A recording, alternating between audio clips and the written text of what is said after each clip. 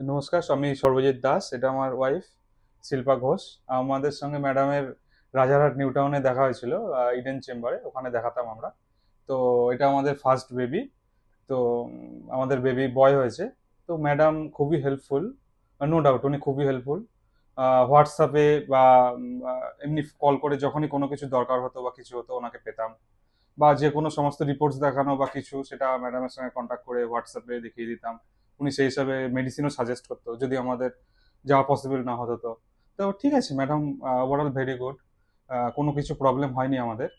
পুরো first baby আমাদের, এটা তো ফার্স্ট বেবি মোস্টলি একটা ইমোশনের ব্যাপার।